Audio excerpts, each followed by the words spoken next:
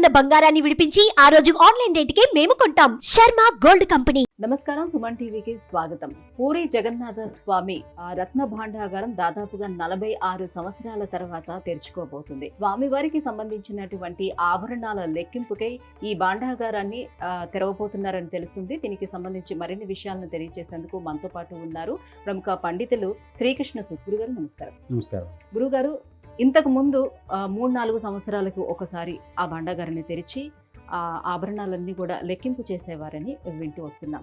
అయితే దాదాపుగా 1978 నుంచి 46 సంవత్సరాల నుంచి అసలు ఆ భాండాగారాన్ని తెరవలేదు, ఆభరణాలను లెక్కించలేదని కూడా చెప్తున్నారు. ఎందుకని? అలాగే విష్ణుమూర్తి ఆలయాల్లోనే ఈ ఆభరణాలకు సంబంధించినటువంటి ఈ భాండాగారాలన్నీ ఎందుకు ఉంటున్నాయి? ఎత్ర యోగీశ్వర కృష్ణో ఎత్ర పార్థో ధనుర్ధర తత్ర శ్రీర్ విజయభూతి ధ్రువ నేతర్మతి మమ. ఇక్కడ ఎందుకు అనేది ప్రభుత్వ రీత్యా అనేక కారణాలు ఉండొచ్చు.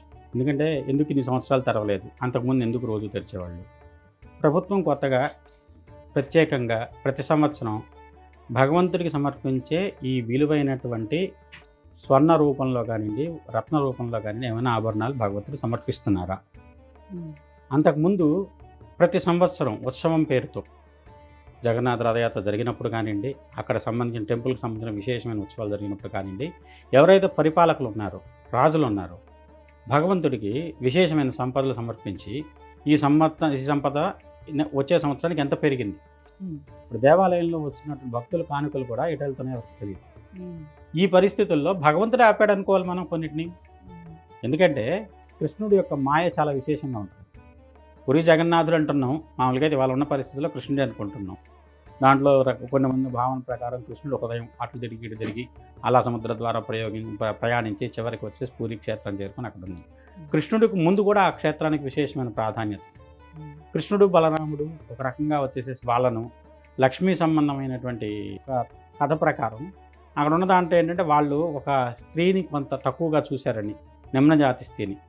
కానీ వచ్చేసి బలరాముడు వల్ల ప్రత్యేకంగా అక్కడ వచ్చేసేసి వాళ్ళకు అవమానం జరిగిందని దానికి లక్ష్మి ఆగ్రహించి ఆహారం కూడా దొరకని పరిస్థితికి వెళ్ళారని, మళ్ళీ ఆమెకు అనుగ్రహంతోనే వాళ్ళు అన్నీ పొందగలిగారని, అప్పుడు బలరాముడికి తెలియజేయడం కోసం ఇదంతా కృష్ణుడు ఆడే నాటకం అని, ఇలాంటి ప్రాంతీయ గాథలు కొన్ని విశేషంగా అక్కడ ప్రాచుర్యంలో ఉన్నాయి. అంటే ఎవరైతే మనం ఇవాళ రోజున సమాజంలో అంత్యజాతి వాళ్ళు ఇలాంటి బహుజనులు అనేటువంటి వాళ్ళు ఉన్నారు, ఒకప్పుడు వాళ్ళ యొక్క ఆదరణలోనే ఈ ఆలయం ఉంది. ఇప్పటికి కూడా కొంతమంది వాళ్ళ యొక్క వంశపారంపర్యమైనటువంటి అర్చకత్వం కానీ ఆ సంబంధించిన దేవాలయ సంబంధమైనటువంటి పూజా విధానంలో వాళ్ళు పాల్పంచుకోవడం జరుగుతుంది. ఇదంటే భగవంతుడు చాలా రకాలైనటువంటి మాయలు చేస్తుంటాడు. అందులో విష్ణువే మాయ, విష్ణు మాయ అంటుంటాడు. అలానే ఈ జగన్నాథుడు అనేది ఒకప్పుడు ప్రాచీనమైనటువంటి కాలంలో కాళికాదేవి విగ్రహం అనేవాళ్ళు. తర్వాత బలభద్రుడు, సుభద్ర, జగన్నాథుడు. ఇది ఒక రాజు చేయించినటువంటి విగ్రహాలు సో మధ్యలోనే ఆగిపోవడంతో ఆ రకంగా ఉన్నాయి అని చెప్తూ వచ్చారు కదా, మరి ఎట్లా కాళికా అవతారం అని అనుకునేవారు? అంటే అండి, మీరు కనుక మన దేశంలో పూజా సాంప్రదాయాలు రకరకాలు ఉంటాయి. మనం దక్షిణాచారం అంటాం, సమయాచారం అంటాం, వామాచారం అంటారు, కౌలాచారం అంటారు. ఈ రకమైనటువంటి ఆచార విధానాల్లో పూజలు భగవంతుని అర్చించడానికి ఉన్నాయి. మనం ఉన్నాము, పూలు ఇస్తాం భగవంతుడికి, నైవేద్యం పెడతాం. కొంతమంది పంచమాకారాలతో చేస్తారు.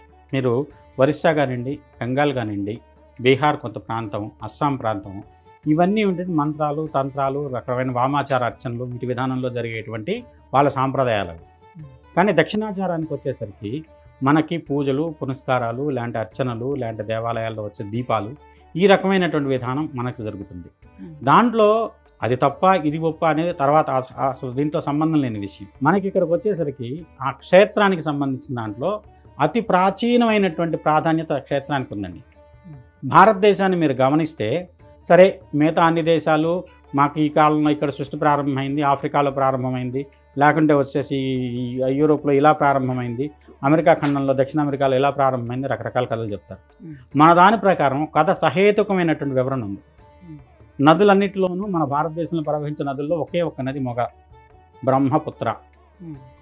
అది మగ పేరుతో ఉండేటువంటి నది, మిగతా అన్ని ఆర పేరుతోనే ఉంటాయి.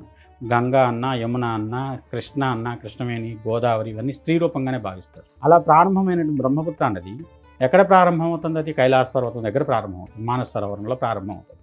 అలా ప్రారంభమైన నది ఇటు మనకి సింధు ప్రాంతం నుంచి ప్రారంభమై వచ్చిన గంగా నదితో కలిసి ఈ రెండు కలిసి ఎక్కడైతే సంగమిస్తున్నాయో సముద్రంలో పై ప్రాంతంలో అమ్మవారి యొక్క యోని భాగం పడింది అని చెప్తున్నారు. అదే ఇవాళ కామాక్ష శక్తిపీఠం నీలాచల పర్వతం అంటున్నారు. అక్కడ సృష్టి ప్రారంభమైంది. ప్రారంభమైన సృష్టికర్త ఎవరు నడిపించాల్సిన బాధ్యత విష్ణువు మీద ఉంది. విష్ణువు యొక్క దశావతారాల్లో మొట్టమొదటి అవతారం మత్స్యావతారం. అదే పూరీ క్షేత్రం. మత్స్యావతారం ఏదైతే ప్రారంభమైందో అది పూరీ క్షేత్రం నుంచి ప్రారంభమైందని చెప్తారు. దీనికి మనందరికీ తెలిసిన ఒక కథ ఉంది, అంబరీష చక్రవర్తి కథ. ఆయన ఒరిస్సా ప్రాంతాన్ని పరిపాలించే చక్రవర్తి. ఆయన ఒకరోజు నిత్యం ఆయన ఏకాదశి వ్రతానికి ఆయన చాలా గొప్పగా చెప్తారు. అలాంటి ఆయన నిత్యం అర్ఘ్యం ఇస్తూ భగవంతుడికి ఉన్న సమయంలో ఒకరోజు అర్ఘ్యంలో చిన్న చేపలు వచ్చింది. దాన్ని వెంటనే వదిలేయబోతుంటే, నన్ను వదిలేస్తావా, నిన్ను నమ్ముకొని వచ్చాను, నువ్వు రాజు కదా, నన్ను కాపాడాల్సిన బాధ్యత లేదా అంటే ఆయన దీన్ని జాగ్రత్తగా ఒక పాత్రలో పెట్టాడు. తర్వాత రోజుకి ఆ పాత్ర నిండిపోయినంతగా పెరిగిపోతే ఒక దొట్లో లాంటి దాంట్లో పెట్టాడు. అది కూడా పట్టణంత స్థాయికి వెళ్తే ఒక సరోవరంలో వేశాడు. తర్వాత రోజుకి ఆ సరోవరం కూడా పట్టనంతగా ఎదిగిపోతే దాన్ని తీసుకెళ్లి సముద్రంలో పెడుతున్నప్పుడు మత్స్య రూపంలో ఉన్నటువంటి మహావిష్ణువు కొంతకాలంలో సృష్టి ప్రళయకాలం వస్తుంది. కాబట్టి ప్రళయం వచ్చే సమయంలో తదనంతర సృష్టి మళ్ళీ కొనసాగడం కోసం ఒక ఈ ఔషధులు, సప్తఋషులు, వేదాలు, ఎందుకంటే మన దేశానికి జ్ఞానానికి ప్రాధాన్యం వేదాలు. కాబట్టి ఆ వేదాలవన్నీ తీసుకొని కొంతమంది సజ్జనులైనటువంటి వ్యక్తులను తీసుకొని వస్తే ఒక నావ వస్తుంది. ఆ నావలో ఎక్కించుకుంటే నేను వాళ్ళని కల్పం మళ్ళీ తిరిగి ప్రారంభం అయ్యేంత వరకు సురక్షితంగా ఉంటాను అని చెప్తుంది ఆ సర్పం మహావిష్ణువు. అది పూరీ క్షేత్రం నుంచి ప్రారంభమైంది. అంత విశేషమైనటువంటి ప్రాచీనమైన క్షేత్రం పూరి. సరే, ఏదైనా నేను కల్పితంగా చెప్తున్నాను. మత్స్యావతారం తర్వాత కథ కూర్మావతారం. కూర్మావతారం శ్రీకూర్మం ఎక్కడ ఉందండి? దాని దగ్గరలోనే దాన్ని కొంచెం మన ఆంధ్రప్రదేశ్లోకి వస్తుంది, శ్రీకాకుళం. దాని తర్వాత అవతారం వరాహావతారం. అది కూడా సముద్ర తీరంలోనే ఉంది. వరాహావతారం ఎక్కడుంది? సముద్రం నుంచి కొంచెం పక్కకు ఉంది. వరాహం ఉభయచరం. వరాహావతారం ఎక్కడ? సింహాచలం. నారసింహావతారం ఎక్కడ? అహోబిలం. నెమ్మదిగా సృష్టి కిందకి. తర్వాత వామన అవతారం. కాంచీపురమే వామన అవతారం విష్ణువు ఎత్తినటువంటి ప్రాంతం.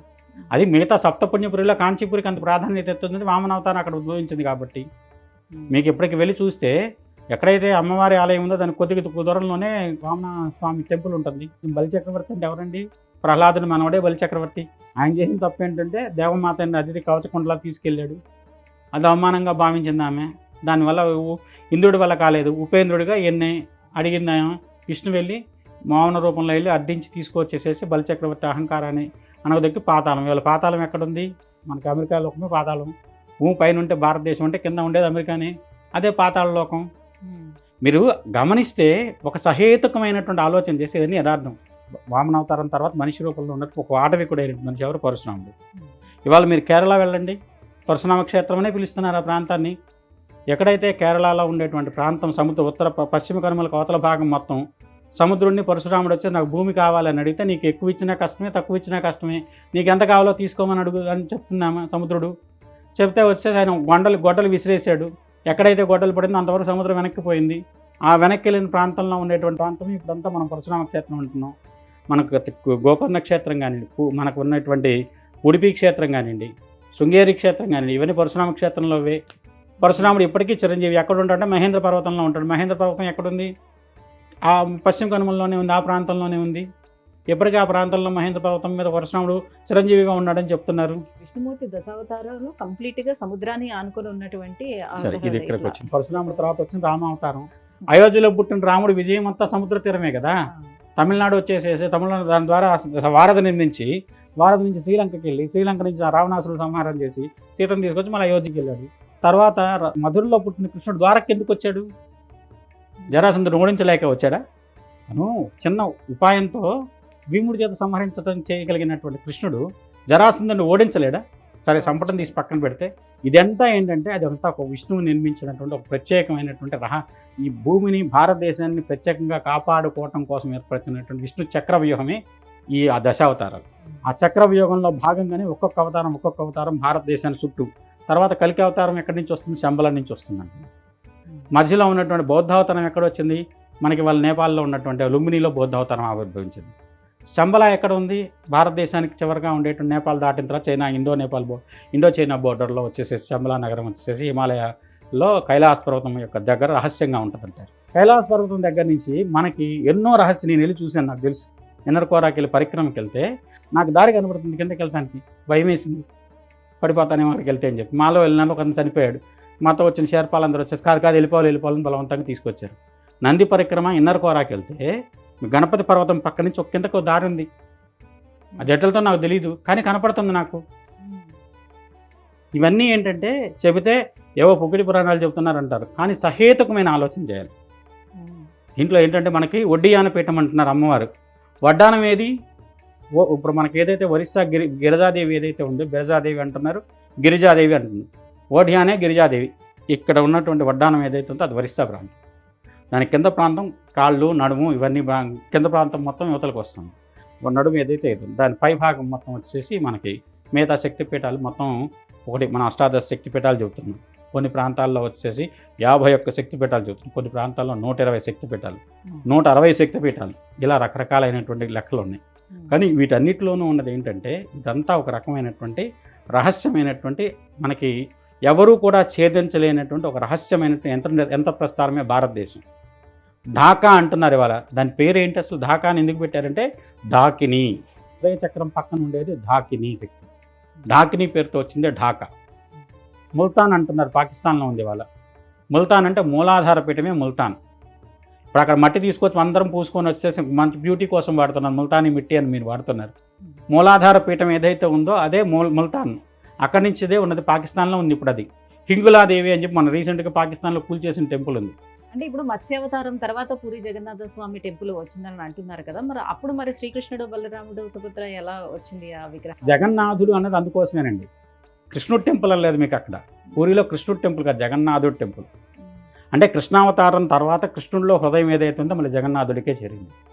అంటే ఎక్కడ ఉండాలో అక్కడికి చేరింది అది. మామూలుగా కృష్ణుడు వచ్చేసేసి విష్ణువు యొక్క అంశతో పుట్టిన అవతారం. అవతారం ముగించిన తర్వాత ఎక్కడికి వెళ్తాడు? తన మూలస్థానం ఎక్కడుందో అక్కడికి వెళ్ళాలి. పూరి ఆయనకు జగన్నాథుడు హృదయంలో ఉండాలి. కృష్ణుడు హృదయంలో ఉండదు, జగన్నాథుడు హృదయం. మళ్ళీ అయితే కృష్ణుడిని వీడిపోయి జగన్నాథుడి దగ్గరికే చేరి ఆ హృదయంలో చేరింది. జగన్నాథుడు హృదయం అవతారం తర్వాత స్టార్ట్ అయిందంటారా? జగన్నాథ్ ఇప్పుడున్న విగ్రహ రూపంలో ఉండేటువంటి అర్చన. ఎందుకంటే దానికి అతి ప్రాచీనమైన కథ ఉందండి. ఇందాక చెప్పాను కాళికాదేవి అని. ఏదైతే కృష్ణుడి విగ్రహం ఉందో అది కాళీ స్వరూపం. మేము తంత్ర సాధన చేసేటప్పుడు కాళీకి ఎవరిని చూపెడతాం అంటే కృష్ణుడినే ప్రామాణికంగా చూపెడతాం. శ్యామ ఏదైతే ఉందో శక్తి అది కృష్ణుడే. లలితా పరమేశ్వరి ఏదైతే ఉందో అదే రాముడు. లలితా పరమేశ్వరి ఏదైతే ఉందో పరిపాలన చేసేది రాముడు.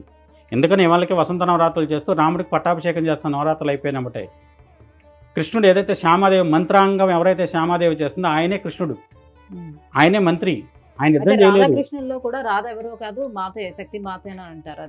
రాధ ఎవరు? రాధ అంటే ఏంటి? ధార అంటే పైనుంచి కిందకు పడుతుంది. ధార అంటే రాధ అంటే కింద నుంచి పైకి వెళ్ళేది. అంటే కొద్ది కొండల్ని మీలో ఉన్నటువంటి కొండల్ని చైతన్యమే రాధాదేవి. ఆమె ఎక్కడో లేదు, కృష్ణుల్లోనే ఉంది అంతర్లీనంగా. ఎప్పుడైనా సరే మనుషుల్లో ఇప్పుడు మీకు హార్మోన్లు 2 రకాలుగా ఉంటాయండి, టెస్టోస్టెరాన్, ఈస్ట్రోజన్. టెస్టోస్టెరాన్ ఎక్కువ ఉంటే ఆడవాళ్ళు కూడా మగవాళ్ళగా ప్రవర్తిస్తారు. ఈస్ట్రోజన్ ఎక్కువ ఉంటే మగవాళ్ళు కూడా ఆడవాళ్ళగా ఫెమినైన్ క్వాలిటీస్లో ఉంటారు. ఉండట్లేదా? అంత భగవంతుడిగా సాధ్యపడదా? మన ఎవరో ఒక ఆయన అన్నాడు, అసలు ఎట్లా సాధ్యపడింది, విష్ణుమూర్తి శివుడు ఎట్ట కలిశారు, వాళ్ళకి పుట్టిన అయ్యప్ప ఎట్లా అయ్యాడని చెప్పేసి అని. అసలు ఎంత దాకా వెళ్తున్నారు. ఈస్ట్రోజన్ హార్మోన్స్ చేసే పని అది. అది మనం ఇంత డాక్టర్లు ఇవాళ హార్మోన్స్తో ఇంజెక్షన్స్ ఇచ్చి మనకి ఇవాళ సెక్స్ మార్పిడి చేసేస్తున్నారు, అంతమందిని చేస్తున్నారు. ఇన్ని జరగట్లేదు. అది భగవంతుడు చేయలేడా మనుషులు చేసిన పని? భగవంతుడి శక్తిని అంత తక్కువగా ఎందుకు చూస్తున్నారు మీరు? భగవంతుడి శక్తి అనంతం కదా, ఆయన ఏమైనా చేయగలడు. అలాంటి దాంట్లో ఇది చేయలేడా? డాక్టర్ చదువుకున్న క్వాలిఫైడ్ డాక్టర్ చేయగలిగిన పని భగవంతుడు చేయలేడు ఎందుకు అనుకుంటున్నాడు? మాయ అయ్యాడు, మోహినీదేవి అయ్యాడు. ఎక్కడ మంచి అక్కడ పంచాలన్నాడు, అమృతం పంచాడు. శివుడు చూశాడు, ఆయనకి దానికి మొహం కలిగింది. వాళ్ళిద్దరూ కలిసిన దానికి పుట్టిన సంతానం అయ్యప్ప. ఎప్పుడైతే ఒకటండి తత్వమసి, అయ్యప్ప తత్వం తత్వమసి అంటే ఏంటి? తత్వమసి, త్వమేవ అసి, నీలోనే నేనున్నాను. చూసుకో, త్వమేవ అసి, నీలోనే నేనున్నాను, ఎక్కడో లేను. భగవంతుడు ఎక్కడో మనలోనే ఉన్నాడు. అష్టాచక్ర నవద్వార దేవానాం పూర్వయోధ్య. ఈ దేహాన్ని మీరు శోధిస్తే ఒక్కొక్క చక్రం దగ్గర ఒక్కొక్క భగవంతుడు ఒక రూపంలో కనపడతాడు. 9 ద్వారాల్లో భగవత్ స్వరూపాలు. మనం తినే ఆహారం, దాన్ని పచనం చేసే దేవుడు. ఒక భార్య భర్త కలిసిన తర్వాత వెంటనే కన్సీవ్ అవుతుందా? ఆయనకు భగవంతుల కృష్ణుడు ఏం చెప్పాడు? నేనే అక్కడ బీజస్థాపన చేస్తున్నానని చెప్పాడు. ఇవాళకి కూడా డాక్టర్లకు మిస్టరీ. అది ఎప్పుడు జరుగుతుంది, కలిసిన ఎన్ని గంటలకు జరుగుతుంది, వెంటనే జరుగుతుందా, ఒక రోజు ఆగి జరుగుతుందా, 10 గంటల దాకా జరుగుతుందా, ఎవరో చెప్పలేరు. ఏదో క్యాల్కులేషన్ వేసుకొని ఇన్ని రోజులకి జరుగుతుందని చెప్పేసి ఒక సుమారు లెక్కే తప్పితే ఖచ్చితమైన లెక్క లేదు. 3 రోజుల కన్నా అంచనాగా చెప్తారు. ఖచ్చితమైన లెక్క లేదు, వెంటనే జరగట్లేదా? మళ్ళీ అంటప్పుడు ఈ లెక్క ప్రకారం అన్నది అదే రోజు ఖచ్చితంగా ఈడీడీ ఇచ్చిన రోజు డెలివరీ జరగాలి, ఎందుకు జరగట్లేదు? ఓ రోజు ముందు ఎందుకు అవుతుంది, ఓ వారం తర్వాత ఎందుకు అవుతుంది? గర్భస్థ జీవితాన్ని లెక్కేసి దీంట్లో ఎందుకు అనుకుంటున్నారు? మా లెక్కలో అమృతం పౌర్ణమి దగ్గర జరిగితే ఒక రకమైనటువంటి గర్భస్థ జీవితం ఉంటుంది, అమావాస్య దగ్గర జరిగితే ఒక రకమైనటువంటి గర్భస్థ జీవితం ఎక్కువ ఉంటుంది, తక్కువ ఉంటుంది. అది జ్యోతిష ప్రకారం ఖచ్చితంగా లెక్క కట్టి ఇన్ని రోజులు గర్భస్థ జీవితం కూడా లెక్క పెట్టి చెప్పచ్చు. మనం శిశువు పుట్టిన తర్వాత ఆధాన లగ్నం ఏదైతే ఉందో జన్మకాల చంద్రుడు అవుతాడు, జన్మకాల లగ్నం ఏదైతే ఉందో అది ఆధాన చంద్రుడు అవుతాడు. ఈ రెండింటికి క్రాస్ చెక్ చేస్తే వచ్చేదే మీకు గర్భస్థ జీవితం. అని కరెక్ట్ అయిన క్యాలిక్యులేషన్ వల్ల మర్చిపోయి అవన్నీ లెక్కలన్నీ ఊరికే మీరు అడుగుతున్నారు రేపు ఏంటి చెప్పమంటానికే జ్యోతిష్యం ఉంది. జ్యోతిష్యం ఉద్దేశం అది కాదు, భవిష్యత్తు చెప్పడం జ్యోతిష ఉద్దేశం కాదు. భవిష్యత్తులో జరగబోయేటువంటి మంచిని పెంచడం, భవిష్యత్తులో జరగబోయే చెడుని తుంచటం, అదే జ్యోతిషశాస్త్రం యొక్క ఉద్దేశం. మనుషులకి ఏం పని లేదు, రేపు నీ భవిష్యత్తు అంటే రేపు ఇలా అవుతావు అలా అవుతావు, రేపు ఈ చొక్కా వేసుకుంటావు లేకుంటే ఇవి ప్యాంట్ వేసుకుంటావు అని చెప్పడం జ్యోతిష్యం కాదు. ఫలానా పరిస్థితులు వస్తున్నాయి, సృష్టికి రకమైన ఇబ్బందులు వస్తున్నాయి, ఇవాళ ఈ లెక్క జరుగుతుందంటే కూడా దీనికి సృష్టికి సంబంధమైన దాంట్లో. ఎందుకంటే కలియుగం ప్రారంభమైన తర్వాత 5000 సంవత్సరాల తర్వాత విష్ణు మళ్ళీ ఒక ప్రత్యేకమైన రూపంలో వస్తాడు. భూమిని ఉద్ధరించడం యదా యదా ధర్మస్య గ్లానిర్భవతి భారత అభ్యుత్థానం అధర్మస్య తదాత్మం సృజామ్యహం. భగవంతుడు చెప్పుకున్న దాని ప్రకారం నేను రావాలి, ఎప్పుడు రావాలి అప్పుడు వస్తాను. రావటం కోసం ఎక్కడ ప్రారంభం అవ్వాలి, మళ్ళీ కొత్తదైన ప్రారంభం ఏంటంటే సృష్టి ప్రారంభం మూలస్థానానికి వెళ్తాడు భగవంతుడు. రావాల్సినటువంటి కృతయుగానికి ధర్మం 4 పాదాల నడిపేటువంటి పరిస్థితుల్లో ఆయన దాన్ని ఏర్పరచుకోవాల్సినటువంటి ప్రత్యేకమైన బాధ్యత ఆయన మీద ఉంటుంది. మనుషులాగా బాధ్యత తెలియనోడు కాదు భగవంతుడు. ఎప్పుడు ఏ బాధ్యత నిర్వర్తించాలో దాని ప్రకారం సమయానుసారంగా తన నిర్ణయం తీసుకొని తన జన్మెత్తుతాడు. అయితే పూరి జగన్నాథ స్వామి టెంపుల్లో ఎందుకు విగ్రహాలన్నీ అసంపూర్ణంగా చెక్కినట్టు ఉంటాయి? అది ఒక పెద్ద కథ అండి. ఎవరైతే ఆ విగ్రహాలు చెక్కించడానికి ఇంద్రజమున మహారాజు ఆయన వచ్చేసేసి ఆ భగవంతుడికి ఒక మహానీలం అనే ప్రత్యేకమైన మణి ఉంది. ఆ మణిని గురించి ఆయన తపస్సు చేశాడు. ఆ రూపంలో భగవంతుడు ఆ రూపంలో ఉన్నాడని తెలుసుకొని తపస్సు చేస్తే అది ఒక ప్రాచీనమైనటువంటి అరణ్య ప్రాంతంలో ఒక గిరిజనుల దగ్గర పూజాస్థలంలో ఉంచబడిందని తెలుసుకుంటాడు. వెళ్ళి వాళ్ళతో మాట్లాడి వాళ్ళని ఒప్పించి కొంతమందిని సంహరించి తీసుకొచ్చి దాన్ని ప్రతిష్ఠ చేసేదానికి చేస్తాడు. ఆ గిరిజనులందరూ కూడా దీక్ష పట్టి ఒక్కొక్కళ్ళు ప్రాణం పోతున్నా సరే ఆ మణి పొరిగేంత వరకు దీక్ష విడవమని చెప్పంటే భగవంతుడు చెలించి ఇంద్రజముడికి కల్లో కనపడి ఆ మణిని వాళ్ళకి ఇచ్చేయి, మళ్ళీ యథాస్థితంగా అక్కడ పెట్టేసేయి, నీ కోసం ప్రత్యేకంగా నువ్వు నా కోసం దేవాలయం నిర్మించాలనుకున్నావు కాబట్టి సముద్రంలోంచి కొన్ని కొయ్య దొంగలు కొట్టుకొని వస్తాయి, వాటిని నా విగ్రహాలు చెక్కించు, ఫలానా వ్యక్తి వస్తాడు, ఆ వ్యక్తి చెప్పిన నియమాల ప్రకారం ఆ వ్యక్తికి సహకరించి ఆ వ్యక్తి ద్వారా విగ్రహాలు చేయించు అని చెప్తాడు. అలానే కొన్నాళ్ళకి సముద్రంలో ఆ దొంగలు కొట్టుకువచ్చినటువంటి దొంగలను తీసుకొని వచ్చేసి ఆ వ్యక్తి ఎవరు వస్తారో ఎదురు చూస్తుంటే ఒక వృద్ధుడైనటువంటి వ్యక్తి వస్తాడు. విశ్వకర్మే ఆ రూపంలో వచ్చాడు అని చెప్పి మన యొక్క వాంగ్మయం చెప్తుంది. వచ్చినట్టు విశ్వకర్మ ద్వారా ఆయన చెక్కడం కోసం చెప్తే నేను తలుపులు మూసుకొని ఉంటాను, నేను తెరిచేంత వరకు ఎవరో తలుపులు తెలియకూడదు, నాకు ఖచ్చితంగా 28 రోజులు పడుతుంది, లేదంటే వచ్చేసి ఇన్ని రోజులు నాకు పడుతుంది, ఆ రోజు వరకు నేను తలుపులు తెలవను, మధ్యలో ఎవరైనా తెలిస్తే నేను వదిలేసి వెళ్ళిపోతాను. ఇది చెప్పి ఆ కండిషన్ మీద ఆయన వచ్చేసి విగ్రహాలు చెక్కడం ప్రారంభిస్తాడు. కొన్ని రోజుల వరకు చెక్కుతున్నటువంటి ధ్వనులు కానీ బయటకు శిల్పి వాడుతున్నప్పుడు టక్టక శబ్దాలు కానీ వినపడుతూనే ఉన్నాయి. ఒకరోజు సడన్గా ఆ శబ్దాలన్నీ ఆగిపోయినాయి. వీళ్ళందరికీ అసలు పని జరుగుతుందా లేదా అనే అనుమానం కలిగింది. ఇంకొక రోజు పెడితే పూర్తి విగ్రహాల రూపం వచ్చుండేది, కానీ వచ్చేసి గబుకుని తలుపులు తీసుకొచ్చి ఆ వ్యక్తి మాయమయ్యాడు.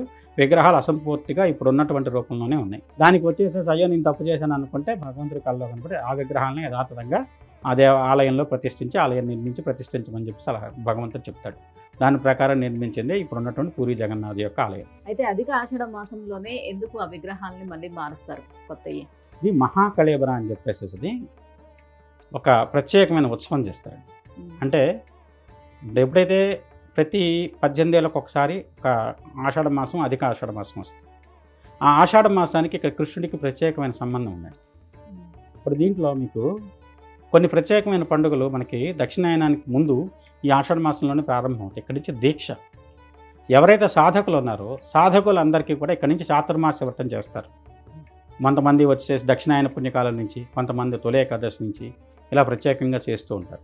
అలాంటి సందర్భంలో వాళ్ళలో ఉన్నటువంటి ఒక రకమైనటువంటి భక్తి చైతన్యము లేదంటే చైతన్య జ్యోతి ఏదైతే ఉందో దానికి ఒక రకమైనటువంటి చలనం కలగాలనే ఉద్దేశంతో సాక్షాత్తు జగన్నాథుడే బయటకు వచ్చి ఆ రథచక్రాల మీద బయటకు ఊరేగింపు కూడా ఉద్దేశం అది.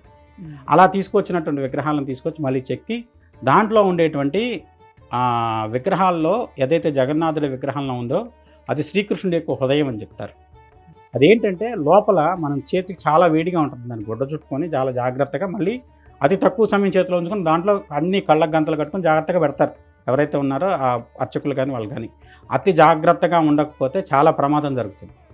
అదేంటంటే లోపల విగ్రహాన్ని దహించేస్తుంటాం, నల్లగా కమిలిపోతుందట ఆ విగ్రహం. దానికి మళ్ళీ ఏంటంటే జీవకళ రావడం కోసం దీన్ని మళ్ళీ దాంట్లో ప్రవేశపెట్టుకుని కొత్త విగ్రహాలు చేయించి దాంట్లో ప్రవేశపెడతారు.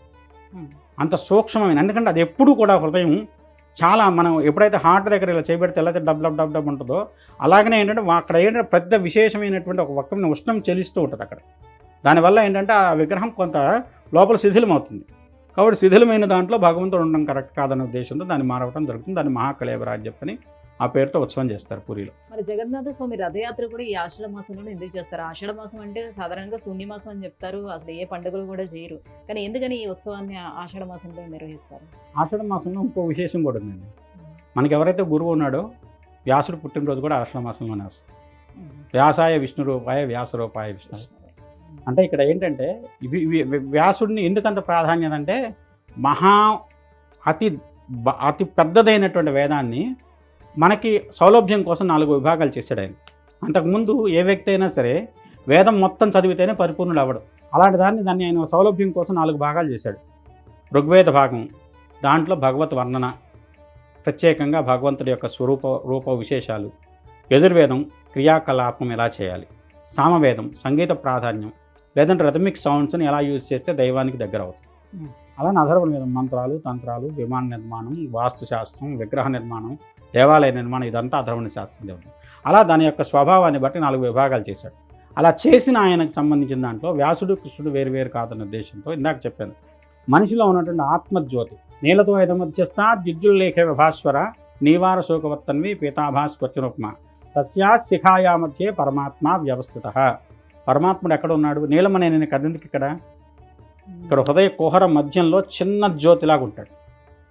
ఆ పరమ జ్యోతి ఏదైతే పరమాత్మ ఉన్నాడో ఆయనకు చైతన్యత కలగాలి, ప్రతి హృదయంలో ఉంటాడు. అలాంటి పరమాత్మ ఎవరైతే ఉన్నారో ఆ పరమాత్మ తన యొక్క క్రియని బయటకు వచ్చి నేను మొత్తాన్ని మిమ్మల్ని కాపాడుతాను, మిమ్మల్ని అండదండతాడు. అది చాతుర్మాస్య వ్రతానికి ముందుగా జరిగేటువంటి భాగంగా భగవంతుడే బయటకు వచ్చి అందరికీ దర్శనమిస్తాడు. ఆ రోజున వచ్చేసి అసలు ఇంపార్టెంట్ తెలుసా, ఎక్కడి దాకా అయితే వెళ్తుందో శోకంబ ఆలయం అని చెప్పేసి అది ఇంద్రజమున మహారాజు గారి యొక్క భార్య అయినటువంటి ఆమె పేరు అది. ఆ ఆలయం వరకు వెళ్ళి మళ్ళీ తర్వాత దశమి తర్వాత ఆయన వెనక్కి తిరిగి వస్తాడు పౌర్ణమి లోపల. ఎందుకంటే మీరు ఒరిస్సా ప్రాంతంలో కనుక గమనిస్తున్నట్టయితే సాధకులు ఎక్కువ. భువనేశ్వరి పీఠం ఉంది, తర్వాత వచ్చి ఓఢ్యాన పీఠం ఉంది గిరిజాదేవి. ఇవన్నీ ఏంటంటే మనకి ఇది మణిపూరక చక్రం, ఇది స్థితికి ఆధారమైన చక్రం, విష్ణువు రూల్ అయినటువంటి చక్రం ఇది.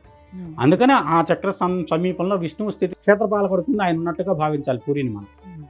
అమ్మవారి నడుము భాగంలో నాభి ప్రాంతం సహస్రారం వరకు ఉన్నటువంటి శక్తిపీఠాలు ఇలా వచ్చాయి, మొత్తం శక్తిపీఠాలు అక్కడి నుంచి ఉన్నది. దాంట్లో ఏంటంటే అక్కడ ఆ పీఠానికి దగ్గరలో ఆయన ఉన్నదానికి కారణం ఏమిటి అంటే దానికి విష్ణువు యొక్క చక్రం అది. రుద్రగ్రంథి, బ్రహ్మగ్రంథి, విష్ణు గ్రంథి అని 3 గ్రంథులు నాభి దగ్గర మూలాధారం దగ్గర నుంచి మొదలైనటువంటి కొండలని ఇక్కడికి వచ్చి సహస్రారంలో విచ్చుకుంటుంది. 3 గ్రంథులు రుద్రగ్రంథి, బ్రహ్మగ్రంథి, విష్ణు గ్రంథి. బ్రహ్మ, విష్ణు, రుద్ర ఈ 3 స్థానాల్లోనూ 3 రకాలైనటువంటి మెలికలు ఇలా కలుస్తున్నటువంటి ప్లేస్లు గ్రంథులు అంటే. ఆ ప్రాంతంలో ఉన్నటువంటి శక్తిని అక్కడ ఏంటంటే భగవంతుడు ఒక రూపంలో ఉన్న దాన్ని అంటే స్థితికారకుడు ఉంటుంది. ఇది ప్రాణికారకుడు, ఇది వచ్చే జ్ఞానకారకుడు. ఈ జ్ఞానకారకుడు అంటే ఐడియల్ బాడీని, ఫిజికల్ బాడీని సపరేట్ చేస్తాడు. మనం ఇది మెదడుతో ఆలోచిస్తున్నాం, శరీరంతో పని చేయాలి. ఈ చక్రం జంక్షన్, ఈ జంక్షన్ నుంచి మనం పని చేసేది ఆలోచించింది చేయగలుగుతున్నామా లేదా, చేయకపోతే ఒక రకమైనటువంటి డిస్టర్బెన్స్, ఒక అనీజీనెస్ మనం ఫేస్ చేస్తాం. అది తలనొప్పి రూపంలో రావచ్చు, మైగ్రేన్ రూపంలో రావచ్చు, రకరకాలుగా రావచ్చు. దాన్ని ఆ వచ్చేదాన్ని శరీరంలో ఉండేటువంటి ఈ రకమైన ఇన్బ్యాలెన్స్ని కరెక్ట్ చేయడం కోసం భగవంతుడు నేను ఈ క్షేత్రంలో ఈ రూపంలో ఉన్నాను. మనం ఇక్కడ చూడలేము, అక్కడికి వెళ్ళి చూస్తే ఇక్కడ ఉన్నటువంటి విష్ణువుని చూసిన ఫలితం కలుగుతుంది. ఆ క్షేత్రం దానికి మనకు ఒక రకమైనటువంటి భావ చైతన్యత కలుగుతుంది. తద్వారా వచ్చేసి విష్ణువుని సాక్షాత్కారం చేసుకోవచ్చు. గురుగారు, అయితే అనంత పద్మనాభ స్వామి ఈ టెంపుల్లో కూడా ఈ రత్న భాండాగారాన్ని ఏదైతే తెరిచారో ఆ తెరిచే సమయంలో చాలా మంది కూడా తెరిచిన వాళ్ళు అస్వస్థతకు గురయ్యి కొంతమంది చనిపోవడం కూడా జరిగింది కదా. సో మరి ఇప్పుడు ఈ పూరి జగన్నాథ స్వామి టెంపుల్లో కూడా ఇట్లా ఈ భాండాగారాన్ని తెరిస్తే అటువంటి సంఘటనలు జరిగే అవకాశం ఉంటుందా? ఎందుకని ఈ రత్న భాండాగారాలకి నాగబంధనం వేస్తారు? నాగపాముకి ఈ బంగారానికి ఉన్నటువంటి సంబంధం ఏంటి? మన ధర్మం ప్రకారం పాతాళంలో నిధులు ఉంటాయి. నిధులకు కాపలాగా సర్పాలకు ఆధిపత్యం ఇవ్వబడింది. మామూలుగా కూడా ఏ నిధి అయినా సరే భూమిలో ఒక నిక్షిప్తమైన నిధిని పద్మనిధి, మహాపద్మనిధి ఇలా రకరకాల పేర్లు ఉంటాయి. ఆ పేర్లతో ఉన్న నిధులకు ఒక్కొక్క జాతి సర్పం కాపలా ఉంటుంది. అది ఖచ్చితంగా ఉంటుంది. దాన్ని ఏంటంటే మనం చేసేటప్పుడు కూడా నాగబంధం ఉంటుంది, అష్టనాగబంధం ఉంటుంది, నవనాగబంధం ఉంటుంది. దాని ప్రత్యేకమైన మంత్రాలు ఉంటారు. అచలం చలమాక్రమ్యాక్రమ్య మహావజ్రకవచాస్త్రై రాజచోర సర్ప సింహ వ్యాఘ్రాగ్ని సర్వోపద్రవాన్ని నాశేనసి. ఇన్ని రకాలైనటువంటి ఉపద్రవాలు రావచ్చు, అటన్నిటిని నువ్వు అడ్డుకోవాలని చెప్పేసి బంధించేటప్పుడు విడదీసేటప్పుడు అదే మంత్రంతో మళ్ళీ రివర్స్లో విడదీసుకుంటూ వస్తాం. దానికి ఒక విధానం మందం వేయటానికి ఉంది, విడదీయటానికి ఉంది. అలాగే దానికి ప్రత్యేకమైన నైవేద్యాలు ఉంటాయి. ఆ నైవేద్యం ఇస్తేనే ఆ బంధం విడిపోతుంది. ఇదన్నీ తంత్రశాస్త్ర రహస్యాలు. ఈ రహస్య మూలకంగా జరిగేటువంటి బంధాన్ని దేనికి, ఎందుకంటే ఎవరికి దక్కాలో వాళ్ళు దానికి చేరితే దాని సద్వినియోగం అవుతుంది. ఎవరో అనామకుడు వచ్చాడు, దోచుకొని వెళ్ళాడు, వాడి సంపద దేనికి వాడతారు? విలాసాలకు, విందులకు, వ్యసనాలకు వాడతారు. అది సద్వినియోగం అయినట్టు కాదు. దైవం సంబంధించిన సొమ్ము దైవానికో లేకుంటే ఒక మనుష్య జాతికి ఉపయోగపడాలి, లేదంటే సృష్టికి ఉపయోగపడాలి. నా కన్స్ట్రక్టివ్ ఎనర్జీగా మారాలి. డిస్ట్రక్టివ్గాను లేదంటే ఒక రకమైనటువంటి వేస్ట్ఫుల్ ఎనర్జీగా అది కన్వర్ట్ అవ్వకూడదు. భగవంతుడి యొక్క ఉద్దేశం. అందుకోసం ఏంటంటే దానికి కాపలాగా నిధులన్నిటికీ కూడా సర్పాలు, నాగులకు అధికారం ఉంది. మీరు శివుడి దగ్గర ఉన్న శివనిధి అయినా కావచ్చు, లేదంటే విష్ణు సంబంధమైన నిధి అయినా కావచ్చు, దానికి కాపలాగా ఆ జాతి సర్పం ఉండి తీరుతుంది. గురుగారు, మరి నేను మొదట అడిగినట్టుగానే విష్ణు ఆలయాల్లోనే ఎందుకు మనకి రత్న భాండాగారాలు అనేవి దొరుకుతాయి? విష్ణువు యొక్క భార్య ఎవరండి? లక్ష్మీదేవి. లక్ష్మీదేవి కదా ఐశ్వర్యం. మనకి ఐశ్వర్యం ఇచ్చిన ఆమె ఇవ్వాలి, విష్ణుమూర్తికైనా ఐశ్వర్యం ఆమె ఇవ్వాలి. లక్ష్మీదేవి వెళ్ళిపోయిన తర్వాత విష్ణుమూర్తి వెంకటేశ్వర స్వామి అయ్యాడు. ఇవాళకి అప్పుకు వడ్డీ కట్టుకుంటున్నాడు ఆయన. లక్ష్మీదేవి వదిలిన తర్వాత పెళ్లి చేసుకోవడానికి కుబేరుడి దగ్గర అప్పు చేసిన దానికి విష్ణుమూర్తి ఇవాళకి వెంకటేశ్వర రూపంలో వడ్డీ కాసులు మన అందరం చెల్లించిన దాన్ని తీసుకెళ్ళి ఆయన కుబేరుడికి వడ్డీ కడుతున్నాడు. అంటే లక్ష్మి లేకపోతే విష్ణువు అయినా సరే అప్పు చేయాల్సిందే, లేకుంటే ఆయన స్థితికి ఇబ్బంది పడాల్సిందే ఆర్థికంగా. మొదట్లో నేను కథ చెప్పాను.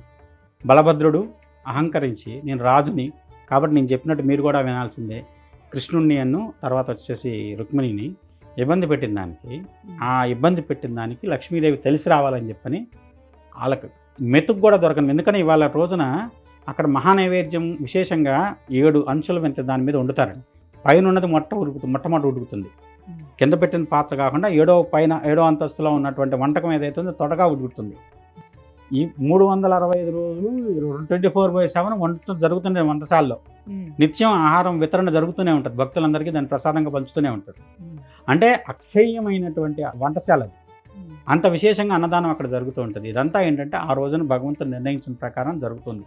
ఎప్పటి నుంచి జరుగుతుంది అంటే మధ్యలో కొన్ని ఆటంకాలు వచ్చినాయి కానివ్వండి, కానీ అది కంటిన్యూస్గా జరిగింది. ఇంద్రజిత్ మహారాజు తర్వాత గంగచోళ రాజులు దాన్ని మళ్ళీ టెంపుల్ డెవలప్మెంట్ చేశారు. తర్వాత వచ్చేసి వాళ్ళ వంశంలో 3వ 4వ రాజు అనే అతను మొత్తం ఇప్పుడున్న స్ట్రక్చర్ ఇచ్చాడు. 1170, 1180 ప్రాంతంలో జరిగినటువంటి కన్స్ట్రక్షన్ ఇది. దాని తర్వాత గజపతులు చేతికొచ్చింది. ఇవాళకి కూడా గజపతుల రాజప్రతినిధి ఎవరైతే ఉన్నా వాళ్ళు వెళ్ళి బంగారు చీపులతో రథయాత్రకు ముందు అదంతా ఊడ్చి రథాన్ని కస్తూరి కల్లాపు జల్లి పంపిస్తారు, రథాన్ని సాగదీస్తారు, మొదలు పెడతారు. అంత విశేషమైనటువంటి దాంట్లో ఇప్పటికీ కూడా ఆ సాంప్రదాయం అలా పరంపరగా కొనసాగుతూనే ఉంది. ఇదంతా భగవంతుడి యొక్క ఇప్పుడు కొన్ని సంవత్సరాల క్రితం జరిగిన వాటిని మనం మర్చిపోతాం. కొన్ని వేల సంవత్సరాల నుంచి ఒక సాంప్రదాయము లేదంటే కొన్ని తరాలుగా నడుస్తుంది అంటే అది భగవంతుడి యొక్క ప్రమేయం లేకుండా ఎలా జరుగుతుంది? ఇన్ని వేల సంవత్సరాలు బట్టి. అందువల్ల ఏంటంటే లక్ష్మి ఆయన ధర్మపత్ని, ఆయనకి కావాల్సిన ఇప్పుడు బద్రీనాథ్ వెళ్ళండి, బద్రీ క్షేత్రంలో వంటశాల మొత్తం ఆ ఆధీనంలో ఉంటుందంటారు. ఇప్పుడు మీరు తిరుపతి వెళ్ళండి, ప్రత్యేకంగా వంటశాలలో వెళ్తే ఒకళ్ళు మాత్రం కూర్చోబెడుతుంది, కుమారుడికి ఆమె వండి పెడుతుందని చెప్పేసి. ఇవన్నీ ఏంటంటే ఒక్కొక్క ప్రాంతంలో ఒక్కొక్కళ్ళ ఆధీనంలో సంపదలు ఉన్నాయి. కేరళలో ఉన్న అనంతపద్మనాభ స్వామి ఆలయంలో కానీ, ఇక్కడ ఈ ఆలయంలో కానీ, కొల్హాపూర్లో ఉన్నటువంటి మహాలక్ష్మి ఆలయంలో కానివ్వండి. అలానే ఈశ్వర తత్వం ఏంటో తెలుసండి. ఈశ్వరుడి మీద మీరు నీళ్లు పోసారు, అభిషేకం చేసి నీళ్ళన్నీ ఉత్తరంగానే వెళ్తాయి. ఈశ్వరుడికి ఐశ్వర్య ప్రదాత, ఐశ్వర్యం ఇంకోళ్ళకి ఇస్తాడు. ఈశ్వరుడు అంటే ఎవరు అంటే స్త్రీ రూపంలో చూస్తే మహాలక్ష్మి. మహాలక్ష్మి అష్టోత్తరం శివశబ్దం ఉంటుంది. శివుడికి అభిషేకం చేసిన శ్రీ సూక్తంతో కూడా అభిషేకం చేయమని చెప్తాం. ఎందుకంటే ఐశ్వర్య ప్రదాత ఆయన. మహాలక్ష్మికి కూడా ఐశ్వర్య దేవతగా చేసిందే ఆయన. 1000 మామిడి పండ్లతో మహాలక్ష్మి శివుడు అర్చన చేస్తుంది. 2 మామిడి పండ్లను మాయం చేశాడు ఆయన శివుడు. చేస్తే 2 స్థానాలు కోసి శివుడికి మామిడి పండు కింద అర్పించింది ఆమె. పూజ పూర్తి అవ్వాల్సిందే అని చెప్పి మధ్యలో లేవడం ఇష్టం లేక 2 స్థానాలను కూడా కోసి ఆమెకి భగవంతుడికి అర్పణ చేసింది. అర్పణ చేసిన భక్తికి మెచ్చి ఆమె ఐశ్వర్యానికి అధిదేవతం చేశాడు. కుబేరుని సంపదలకు అధిపతులు చేసింది ఆయనే. అంటే ఇక్కడ ఏంటంటే శివుడే ఇస్తున్నాడు అందరికీ, లక్ష్మికి ఇచ్చినా కుబేరుడికి ఇచ్చినా. అందువల్ల ఆయన దగ్గర ఉంచుకోడు. ఆయన కావాల్సి వస్తే భిక్షమెత్తుకొని తిరుగుతాడు. ఆ స్థితిలో శివుడి తత్వం. విష్ణుతత్వం అలా కాదు. ఎవరిదైనా సరే ఈ సృష్టిని కట్టం కాపాడాలి కాబట్టి నిధులు నిక్షేపాలు లాంటి ఇంకో అన్నీ కూడా సంపదలన్నీ తన చుట్టూనే ఉంచుకున్నాడు భగవంతుడు. ఎందుకంటే అవసరం వచ్చిన రోజు వాడాల్సిన బాధ్యత అయింది. ఎవరికి ఏది ఇవ్వాలో చూసి ఇవ్వాలి.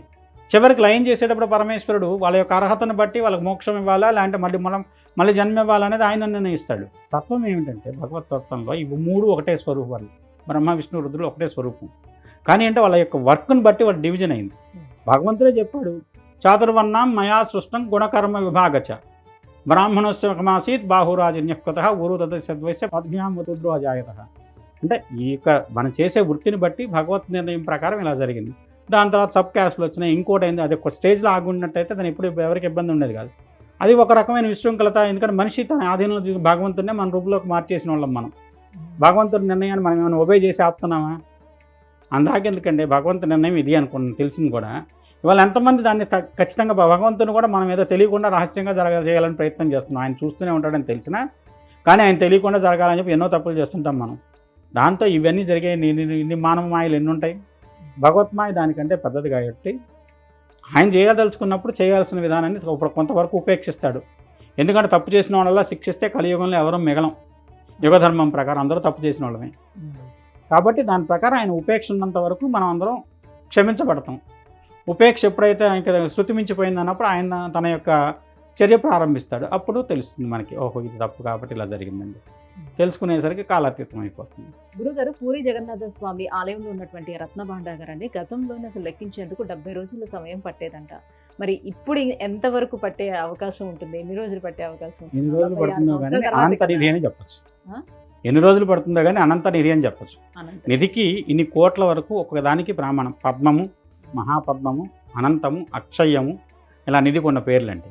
మనకు మామూలుగా కొంతమందికి భూమిని తవ్వుతుంటే ఒక పెద్ద కొండో లాంటి లంకి బిందులు అంటారు చూసారు, అవన్నీ చిన్న చిన్నవి. ఈ నిధులు ఇప్పుడు మీరు మొన్నటిదాకా కొన్ని సంవత్సరాల క్రితం వరకు తిరుపతి వెంకటేశ్వర స్వామి కోటీశ్వరుడు అందరికంటే రిచెస్ట్ గాడ్ అన్నారు. ఇప్పుడు ఆయన ప్లేస్ని అనంత పద్మనాభ స్వామి నేనే అందరికీ వెంకటేశ్వర స్వామి కంటే కోటీశ్వరుడు అన్నాడు. ఆయన విష్ణువే ఈయన విష్ణువే, ఆ తర్వాత విషయం అది. కానీ మనకు పేరు తిరుపతి, అది త్రివేంద్రం. ఇప్పుడు పూరి జగన్నాథుడు వచ్చి వాళ్ళిద్దరికంటే నేనే కోటీశ్వరుడు అన్న ఆశ్చర్యం లేదు. అంతకంటే విలువైన సంపదే ఉండొచ్చు. ఎందుకంటే ఈ రెండింటికంటే ప్రాచీనమైన ఆలయం అది. పూరిది ఈ యుగానికి సంబంధించింది కాదు, మన యొక్క పురాణ ఇతిహాసాల ప్రకారం కృతయుగం లాంటిదే ఉన్నటువంటిది. అక్కడి నుంచి ఆరాధన ఉంది దానికి. అంత విశేషమైన ప్రాచీనమైనది. ఎందుకంటే కౌస్తుభం అనే మణితో సహా అక్కడ ఉన్న ఆశ్చర్యం లేదు. ఇందాక ఎవరో మాట్లాడుతున్న శమంతకమణి అనేది కూడా అది కృష్ణుడి ద్వారా వచ్చింది, అది కూడా ఉన్న ఆశ్చర్యం లేదు. ఎందుకంటే శమంతకమణి ఇంట్లో ఉంటే అది దాని సంపదను పెంచుకుంటూ వెళ్ళిపోతుంది. రోజుకి 8 బారువులు బంగారం ఇస్తుందని చెప్తారు. బారువు అంటే వాళ్ళు కొన్ని వందల కేజీలు, అంత బంగారాన్ని ఏం చేసుకుంటారు? అదేంటి ఎక్కడి నుంచి వస్తుంది మనీ ఎందుకు చేస్తుంటే ఇక్కడ లోహం ఎక్కడి నుంచి వస్తుంది? భూమి నుంచి కొన్ని మూలకాలు విడిపోయి కొన్ని మూలకాలు కలిస్తే అదే ఒక ప్రత్యేకమైన లోహంగా మారుతుంది. కొన్ని ప్రాంతాల్లో అవి నిధి నిక్షేపాల రూపంలో. నిక్షేపం అంటే ఏంటి? ఇప్పుడు చాలామంది అంతకుముందు నిధి యోగం ఉంది, పెద్ద సంపద దొరుకుతుంది అన్నారు. ఇవాళ భూమిని తవ్వి మైనింగ్ చేసే అందరూ కూడా నా మైనింగ్ ద్వారా లబ్ధి పొందుతున్న వాళ్ళందరూ నిధి ద్వారా లబ్ధి పొందిన వాళ్ళ కింద లెక్క. అది భగవంతుడి ప్రేరణతో జరిగేదాన్ని. అప్పుడు అక్కడ ఉన్న దాంట్లో ఒక్క మణి విలువ చాలు ప్రపంచాన్ని మొత్తాన్ని వాళ్ళు ఉన్న విలువ పెంచుకోవడానికి. అంతకంటే ఇప్పుడు మహానీలమణి ఉంది అన్నాను కదా, ఆ రోజుల్లోనే కొన్ని 100 కోట్ల విలువైన మణి. దాని గురించి ఇంద్రజమున మహారాజు అంత గొప్ప రాజు కూడా దాని గురించి తపస్సు చేసి మరి అది ఎక్కడుందో తెలుసుకోవడం కోసం తపస్సు చేశాడంటే దాని విలువ ఎంత ఉంటుందో అర్థం చేసుకోండి. ఉండొచ్చు, ఎందుకంటే దాన్ని మనం గుర్తించకపోవచ్చు కానివ్వండి, ఉండొచ్చు. భగవంతుడు ఒక్కోసారి తను చెప్పదలుచుకున్నప్పుడు ఇది నా దగ్గర ఉందని చూపెడతాడు మనకి కొన్ని సందర్భాల్లో. ఎందుకంటే అనంత పద్మనాభ స్వామి ఎన్నేళ్ల బట్టి లోపల నిగూఢంగా ఉంది. అక్కడ అంత పెద్ద అయినటువంటి అనంత శయనంలో ఉన్నటువంటి స్వర్ణమయమైనటువంటి విగ్రహాన్ని మనం చూసాం. దాని విలువే కొన్ని కోట్ల పైన చేస్తుంది. ఒక్కొక్క దాన్ని ఇవాళ కొన్ని కాయిన్స్ వాటిని వచ్చేసేసి ఇవాళ వచ్చే మనకి దీంట్లో యాంటిక్ వాల్యూ కడితే దాని వాల్యూ కొన్ని రెట్లు పెరుగుతుంది. అందువల్ల అప్పటి నుంచి ఉన్న దానికి ఇక్కడ యాంటిక్ వాల్యూ కడితే ఎన్ని వేల రెట్లు పెరుగుతుందో. అందువల్ల ఏంటంటే ప్రతిదాన్ని ఆ దృష్టితో చూస్తే, విలువ ప్రకారం చూస్తే భగవంతుడికి మనం విలువే కట్టలేం. ఆయనకి కట్టాలని ప్రయత్నం చేయటం మూర్ఖత్వం.